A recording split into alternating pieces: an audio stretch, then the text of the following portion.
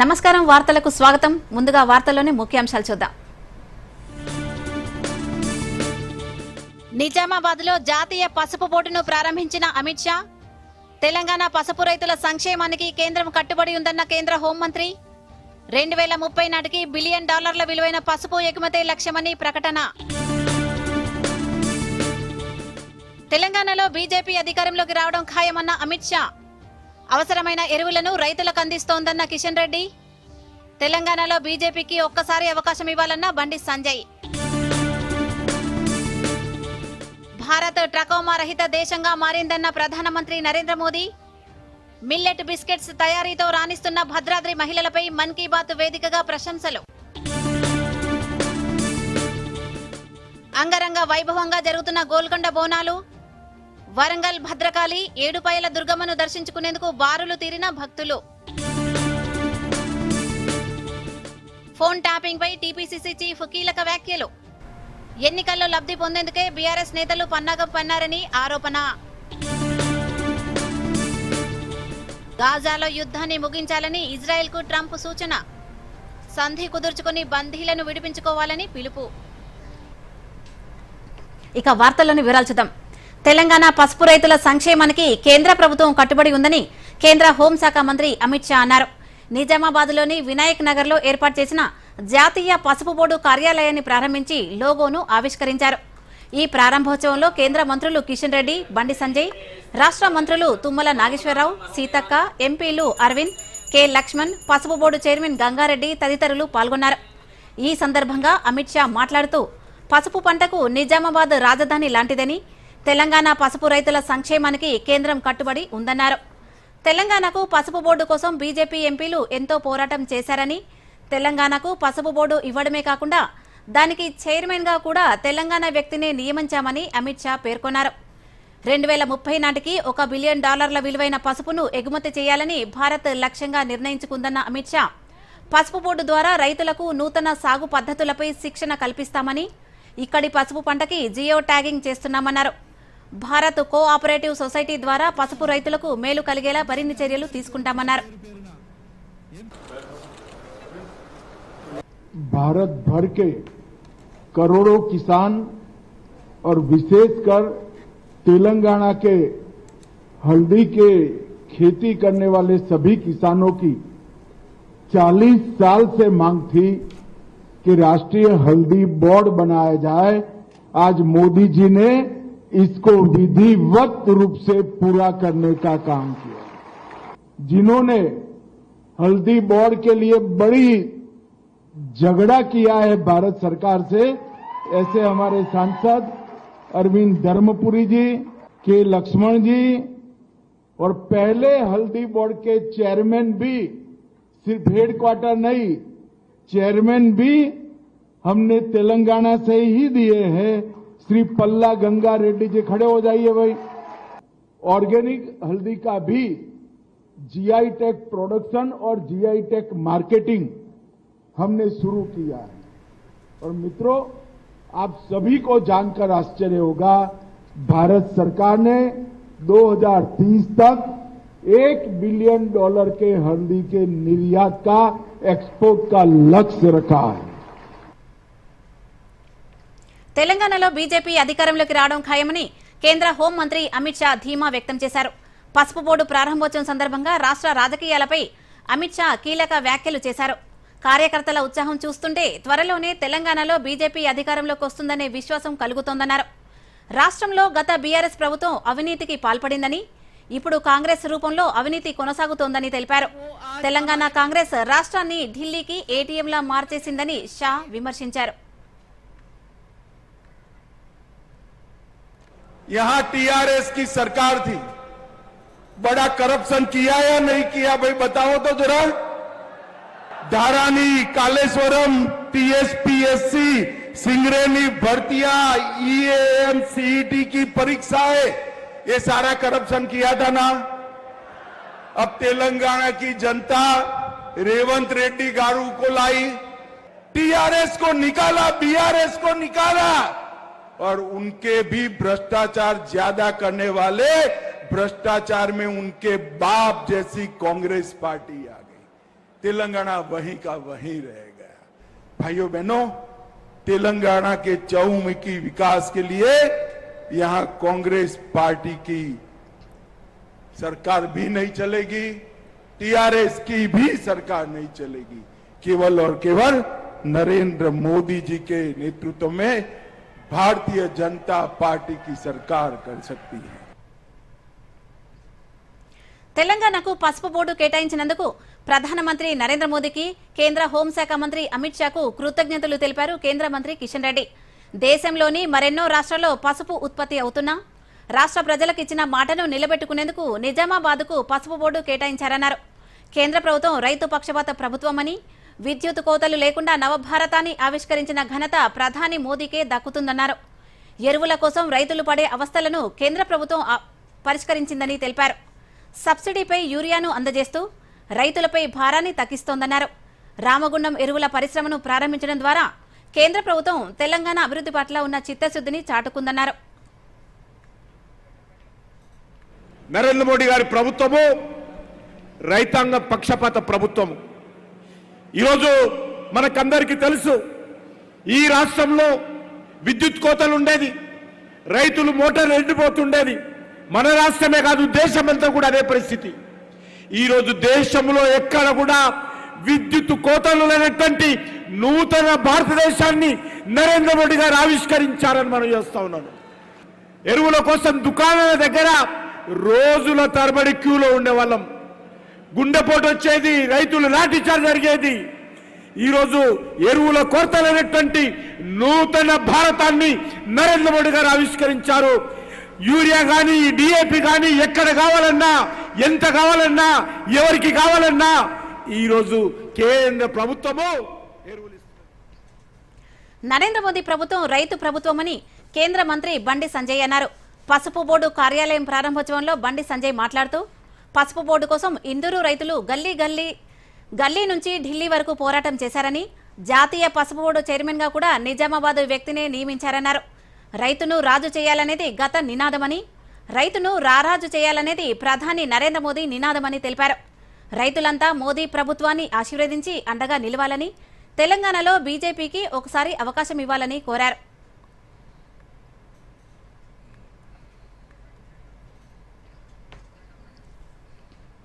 మీ అందరు కూడా పసుపు బోర్డు సాధించినందుకు మీ అందరు కూడా ధన్యవాదాలు. మామూలు ఉద్యమం కాదన్న మీకు కొట్లాడంతా కూడా. ఢిల్లీ నుంచి జాతీయ స్థాయికి పసుపు బోర్డు ఏర్పాటు యొక్క ప్రాధాన్యతను చెప్పినటువంటి హీరోలన్న ఈ హిందూ రైతులందరూ కూడా రైతును రారాజు చేయాలన్నది నా నరేంద్ర మోడీ నినాదం అన్న విషయాన్ని గుర్తుంచుకోండి. అందుకే రైతు సోదరులందరూ గ్రహించండి, నరేంద్ర మోడీ ప్రభుత్వాన్ని ఆశీర్వదించండి, మాకు అండగా ఉండాల్సిందిగా మీ అందరికీ విజ్ఞప్తి చేస్తూ, అందరికీ ఇచ్చారు అవకాశం, బీజేపీకి అన్న అధికారం. ప్రత్యేక తెలంగాణ పోరాటంలో ముందుండి పోరాడిన ఇందూరు రైతులు పసుపు బోర్డు కోసం కూడా అలుపెరగని పోరాటం చేశారని, వారి పోరాట ఫలితంగా నిజామాబాద్కు కేంద్ర ప్రభుత్వం పసుపు బోర్డు కేటాయించిందని రాష్ట్ర వ్యవసాయ శాఖ మంత్రి తుమ్మల నాగేశ్వరరావు అన్నారు. తెలంగాణకు పసుపు బోర్డు కేటాయించిన ప్రధానమంత్రి నరేంద్ర మోదీకి, కేంద్ర ప్రభుత్వ పెద్దలకు, స్థానిక ప్రజా ప్రతినిధులకు మంత్రి తుమ్మల కృతజ్ఞతలు తెలిపారు. భవిష్యత్తులో కూడా రైతుల సంక్షేమానికి సంబంధించిన అంశాల్లో రాష్ట్రానికి సహాయ సహకారాలు కొనసాగించాలని విజ్ఞప్తి చేశారు.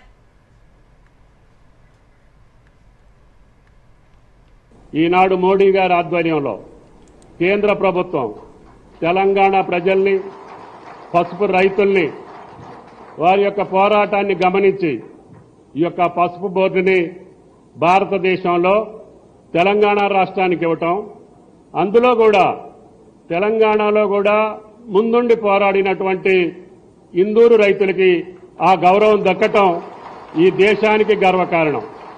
ఈ పుణ్య కార్యక్రమానికి, ఈ యొక్క భరతమాతకి పసుపు పారాణిని దిద్దేటటువంటి ఈ పసుపు పంటకి, దివ్య ఔషధమైనటువంటి ఈ పంటకి భవిష్యత్తుని కల్పించినటువంటి కేంద్ర ప్రభుత్వానికి, అమిత్ షా గారికి, మోడీ గారికి, ప్రయత్నం చేసిన ప్రతి ఒక్కరికి కూడా ధన్యవాదాలు తెలియజేస్తూ, నిజామాబాద్లో జాతీయ పసుపు బోర్డు కేంద్ర కార్యాలయం ఏర్పాటుపై జగిత్యాల జిల్లా రైతులు హర్షం వ్యక్తం చేస్తున్నారు. ప్రధానమంత్రి నరేంద్ర మోదీ, కేంద్ర హోంమంత్రి అమిత్ షా, నిజామాబాద్ ఎంపీ ధర్మపురి అరవింద్కు కృతజ్ఞతలు తెలిపారు. 40 ఏళ్ల నుంచి పసుపు బోర్డు ఏర్పాటు చేయాలని రైతులు డిమాండ్ చేస్తున్నారని తెలిపారు. పసుపు బోర్డు ఏర్పాటు చేయడం వల్ల మార్కెటింగ్ భారం తగ్గుతుందని తెలిపారు.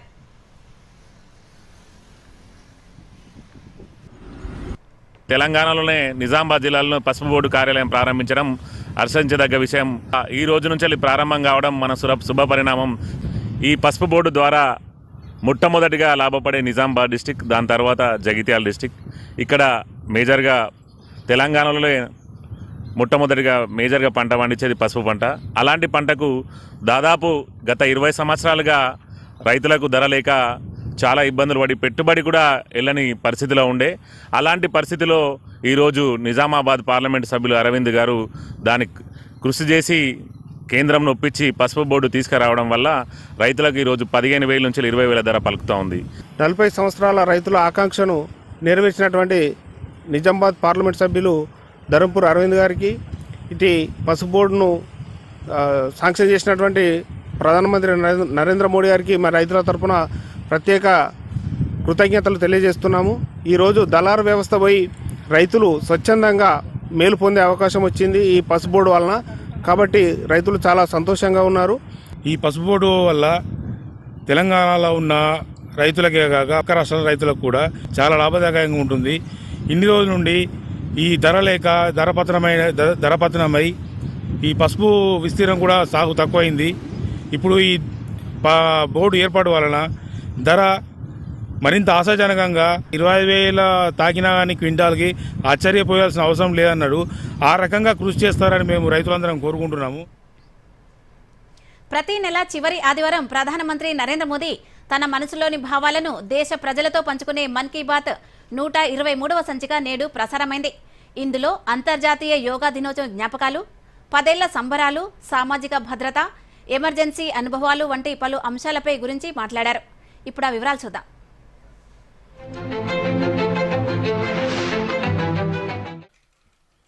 ప్రపంచవ్యాప్తంగా 10 ఏళ్లుగా ఘనంగా యోగా దినోత్సవం జరుపుకుంటున్నారని ప్రధానమంత్రి అన్నారు. ఇటీవల జరిగిన యోగా దినోత్సవంలోని పలు అంశాలను ప్రధాని గుర్తు చేసుకున్నారు. విశాఖపట్నం సముద్ర తీరంలో 3 లక్షల మంది ప్రజలు ఒకేసారి యోగా చేశారని, ఆ దృశ్యం చూసేందుకు కన్నుల విందుగా ఉందని అన్నారు. 2,000 మందికి పైగా గిరిజన విద్యార్థులు 108 నిమిషాల పాటు 108 సూర్య నమస్కారాలు చేశారని పేర్కొన్నారు. తెలంగాణలో 3,000 మంది దివ్యాంగ మిత్రులు యోగా శిబిరంలో పాల్గొనడం ఆనందంగా ఉందని అన్నారు. हमने इस बार योग दिवस की कितनी ही आकर्षक तस्वीरें देखी हैं। विशाखापत्तनम के समुद्र तट पर 3 लाख लोगों ने एक साथ योग किया। विशाखापत्तनम से ही एक और अद्भुत दृश्य सामने आया। 2000 से ज्यादा आदिवासी छात्रों ने 108 मिनट तक 108 सूर्य नमस्कार किए।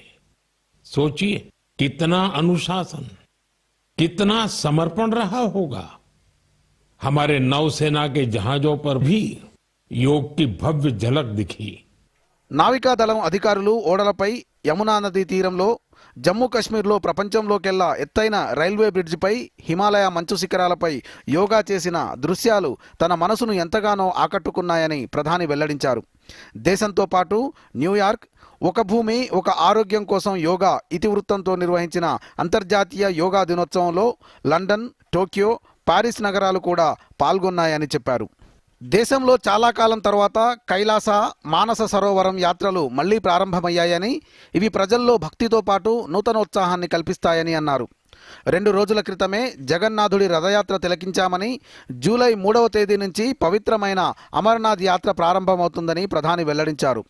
తూర్పు నుంచి పడమరకు, ఉత్తరం నుంచి దక్షిణం వరకు ఈ యాత్రలు ఏక్ భారత్ శ్రేష్ఠ భారత్ భావానికి ప్రతీకలని ప్రధాని అన్నారు.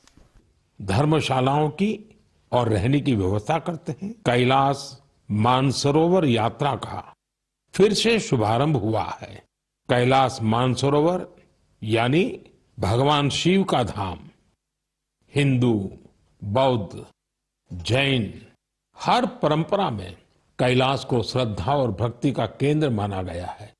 साथियों, 3 जुलाई से पवित्र अमरनाथ यात्रा शुरू होने जा रही है और सावन का पवित्र महीना भी कुछ ही दिन दूर है। దేశంలో అధిక శాతం జనాభా ఏదో ఒక సామాజిక భద్రతా సదుపాయాలను పొందుతున్నారని ఇటీవలే అంతర్జాతీయ కార్మిక సంస్థ ఒక రిపోర్ట్ ఇచ్చిందని ప్రధాని పేర్కొన్నారు.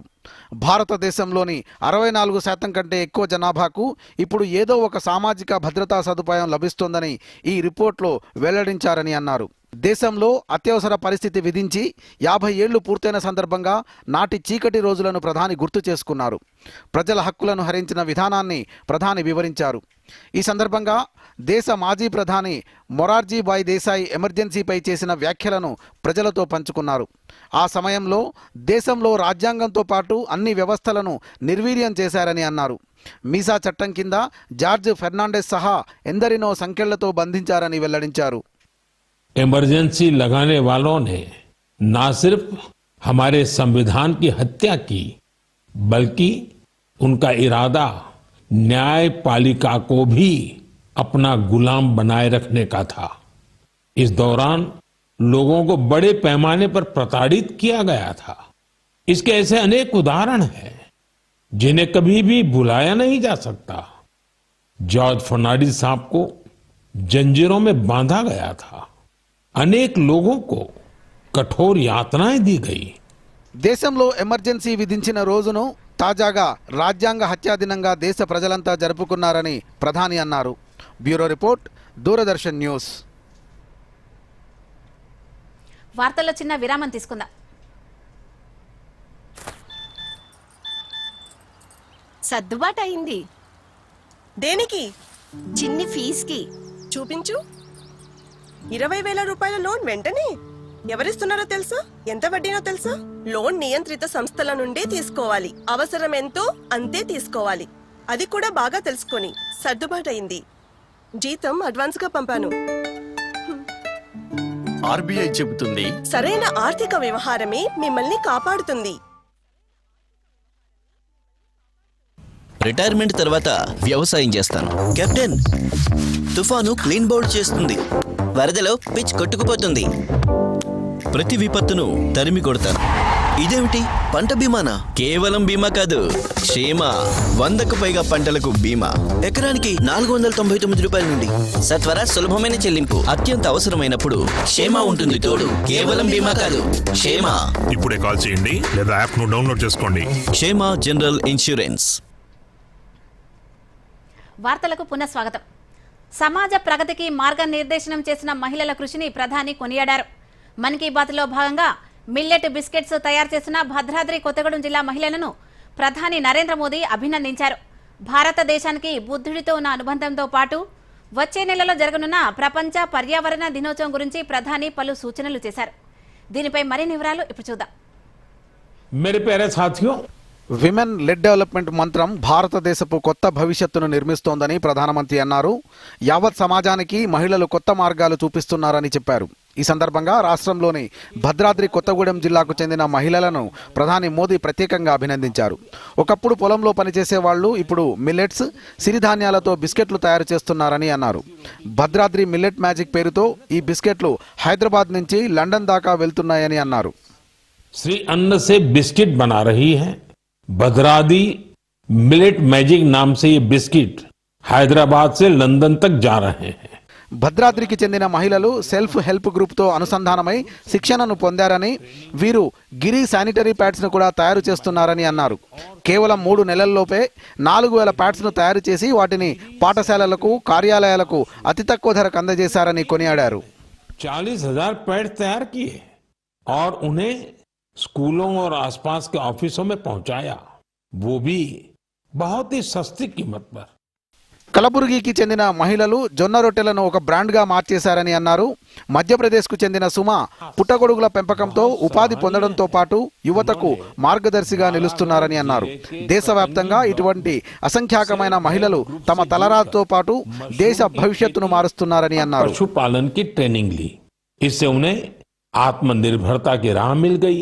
सुमा उके की आय बढ़ी तो उन्होंने अपने काम का विस्तार भी किया. ఆంధ్రప్రదేశ్లోని పల్నాడు జిల్లాలోని నాగార్జున కొండపై బుద్ధుడి అవశేషాల పరిశోధన జరిగిందని, ఈ ప్రాంతానికి బౌద్ధ మతానికి బలమైన సంబంధం ఉందని అన్నారు. శ్రీలంక, చైనా, టిబెట్ వంటి సుదూర ప్రాంతాల నుంచి ప్రజలు ఈ ప్రాంతాన్ని సందర్శించేందుకు వస్తారని అన్నారు. గత నెలలో బుద్ధ భగవానుడి పవిత్ర అవశేషాలను ప్రజల దర్శనార్థం వియత్నాం తీసుకెళ్లారని దాన్ని అక్కడ జాతీయోత్సవంగా నిర్వహించారని అన్నారు.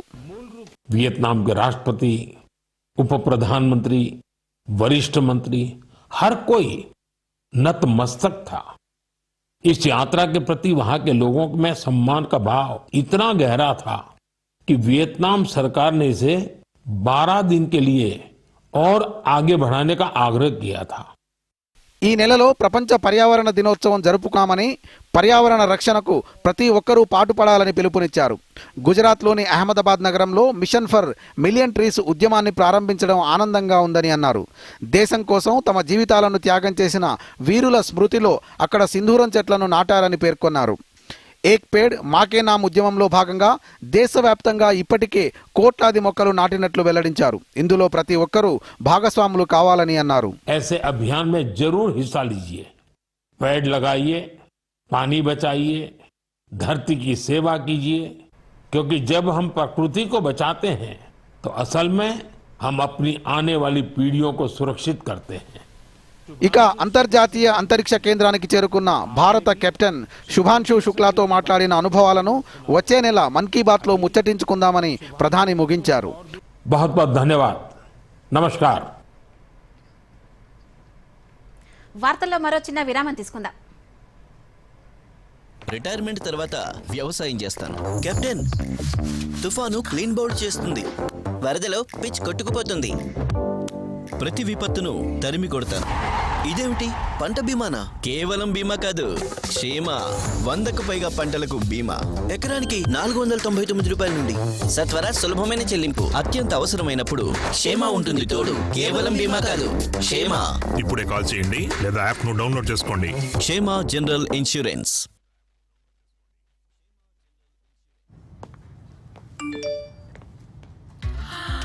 పది లక్షల లాటరీ నాకా?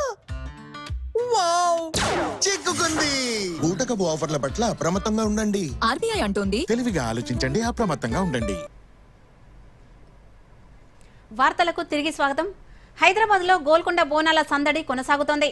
ఆషాఢంలో తొలి ఆదివారం కావడంతో మహిళలు బోనాలతో వచ్చి మొక్కులు చెల్లించుకున్నారు. దీంతో ఆ ప్రాంతమంతా సందడి వాతావరణం నెలకొంది. జగదాంబిక అమ్మవారికి తొలి బోనం సమర్పణతో జాతరకు శ్రీకారం చుట్టగా ఆదివారం రెండో పూజ సందర్భంగా భక్తుల రద్దీ భారీగా కనిపించింది. పోతరాజుల విన్యాసాలు, సాంస్కృతిక కార్యక్రమాలు గోల్కొండకు ప్రత్యేక ఆకర్షణగా నిలుస్తున్నాయి.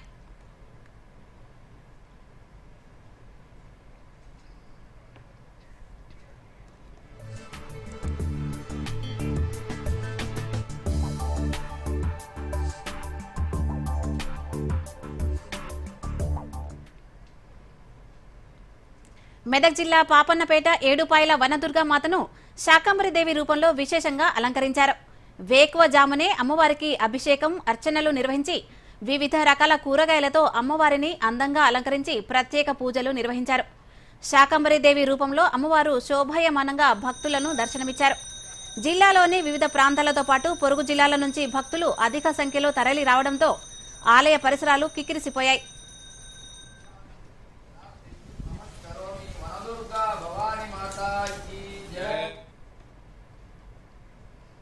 వరంగల్లోని శ్రీ భద్రకాళి ఆలయంలో శాకంబరి ఉత్సవాలు ఘనంగా జరిగాయి.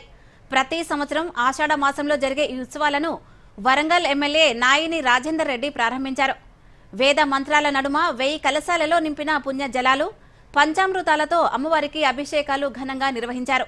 శాకంబరి ఉత్సవాల్లో భద్రకాళి అమ్మవారిని కూరగాయలు, ఆకుకూరలు, పండ్లతో అలంకరించి శాకంబరి దేవిగా దర్శనమిచ్చారు. ఈ ఉత్సవం ఆషాఢ మాసంలో సంప్రదాయబద్ధంగా జరుగుతుంది.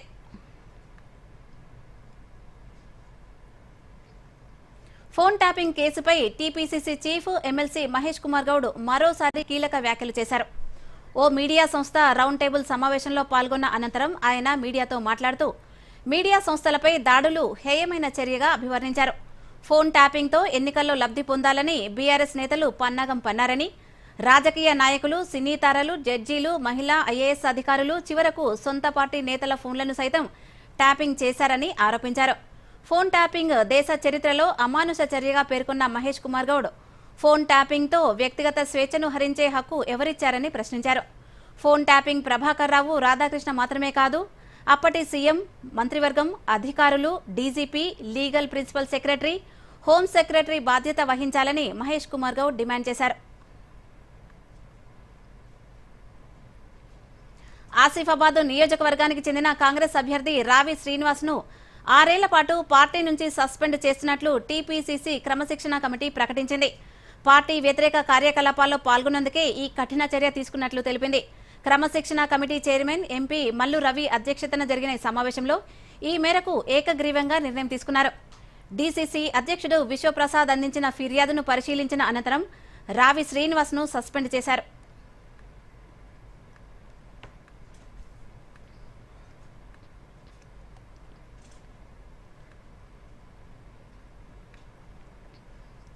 దివ్యాంగుల సంక్షేమం కోసం పనిచేసిన మహిళా హెలెన్ కిల్లర్ జన్మదినాన్ని పురస్కరించుకుని కరీంనగర్ జిల్లా కేంద్రంలో ప్రత్యేక కార్యక్రమం నిర్వహించారు. ఈ కార్యక్రమానికి మంత్రి అడ్లూరి లక్ష్మణ్ ముఖ్య అతిథిగా హాజరయ్యారు. ఈ సందర్భంగా మంత్రి అడ్లూరి లక్ష్మణ్ మాట్లాడుతూ దివ్యాంగుల అభివృద్ధి, సంక్షేమం కోసం పనిచేసిన గొప్ప మహిళ హెలెన్ కిల్లర్ అని అన్నారు. ఇందిరమ్మ ఇళ్ల ఎంపికలో 5% దివ్యాంగులకిచ్చే విధంగా ముఖ్యమంత్రి దృష్టికి తీసుకెళ్తామన్నారు. తాను మంత్రిగా ప్రమాణ స్వీకారం చేసిన తర్వాత తన మొదటి సంతకం దివ్యాంగుల అభివృద్ధి కోసం 30 కోట్ల రూపాయల ఫైల్పై సంతకం చేసినట్లు తెలిపారు.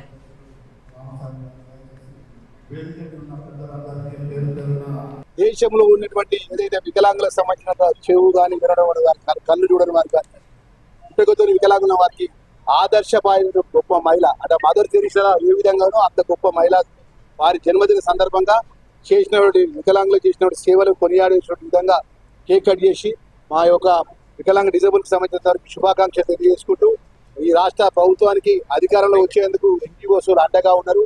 ఆ ఎన్జీఓల సమస్యలు కూడా మా గౌరవ ముఖ్యమంత్రి గారి దృష్టికి తీసుకెళ్లి న్యాయమైన సమస్యలు ఇప్పటివరకు కొన్ని పరిష్కారం. విద్య, వైద్యం, సాగునీటి కోసం కేంద్ర ప్రభుత్వం రాష్ట్రానికి మరిన్ని నిధులు కేటాయించాలని మహబూబాబాద్ పార్లమెంటు సభ్యులు పోరిక బలరాం నాయక్ విజ్ఞప్తి చేశారు. హనుమకొండలో దూరదర్శన్తో ప్రత్యేకంగా మాట్లాడుతూ కేంద్ర, రాష్ట్ర సంక్షేమ పథకాలను వినియోగించుకోవడంలో గిరిజనులు వెనుకబడి ఉన్నారని తెలిపారు. రాష్ట్రంలో రైతులు పండించిన పంటకు రాష్ట్ర ప్రభుత్వం బోనస్ అందిస్తుందని, దేశంలో ఎక్కడా ఇలాంటి విధానం లేదని అన్నారు. తెలంగాణలో ట్రైబల్ ఏజెన్సీ ప్రాంతంలో చాలా వెనుకబడి ఉన్న ప్రాంతం మా మహబూబాబాద్ పార్లమెంటు. మహబూబాబాద్ పంటల నుంచి కూడా చాలా కూడా నిధులు వస్తున్నాయి. వాటికి కూడా మేము కొంతవరకు వాళ్ళు కూడా మేము కలుపుకొని, కాబట్టి గౌరవనీయ ప్రైమ్ మినిస్టర్ గారికి కూడా మేము కోరేది ఏంటంటే మోడీ గారికి మాకు తెలంగాణకు రావాల్సిన ట్రైబల్ ఏజెన్సీ ప్రాంతమే కాకుండా తెలంగాణకు రావాల్సిన ఫండ్స్ మాకిస్తే ఎంతో ఉపయోగ. తెలంగాణ రాష్ట్ర నాయర్ సేవా సొసైటీని మేడ్చల్ జిల్లా కాప్రాలో గోవా గవర్నర్ శ్రీధరన్ పిల్లై వర్చువల్ గా పాల్గొని ప్రారంభించారు. ఈ కార్యక్రమంలో కేరళలోని కొల్గం పార్లమెంటు సభ్యులు ప్రేమచంద్రన్ జ్యోతి ప్రజ్వలన చేసి బ్రోచర్లను ఆవిష్కరించారు.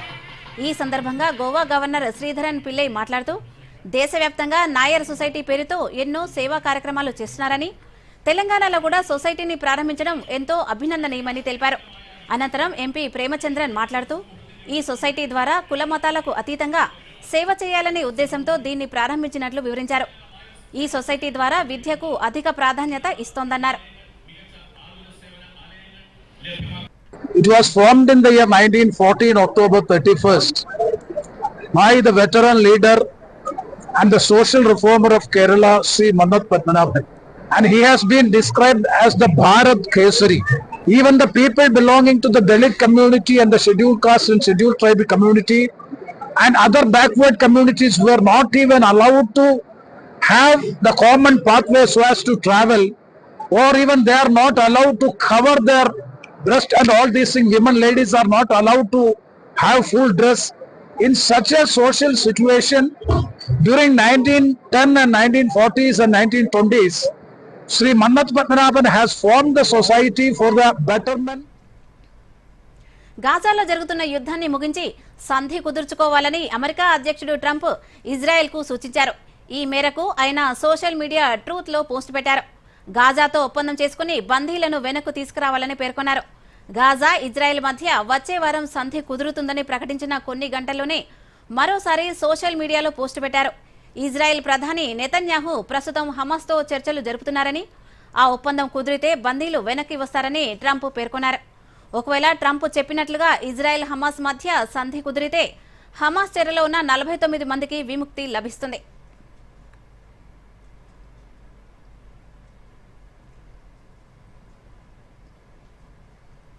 వార్తలు ముగించే ముందు ముఖ్యాంశాలు మరోసారి చూద్దాం. నమస్కారం. నిజామాబాద్ లో జాతీయ పసుపు బోర్డును ప్రారంభించిన అమిత్ షా. తెలంగాణ పసుపు రైతుల సంక్షేమానికి కేంద్రం కట్టుబడి ఉందన్న కేంద్ర హోంమంత్రి. 2030 నాటికి $1 బిలియన్ విలువైన పసుపు ఎగుమతే లక్ష్యమని ప్రకటన.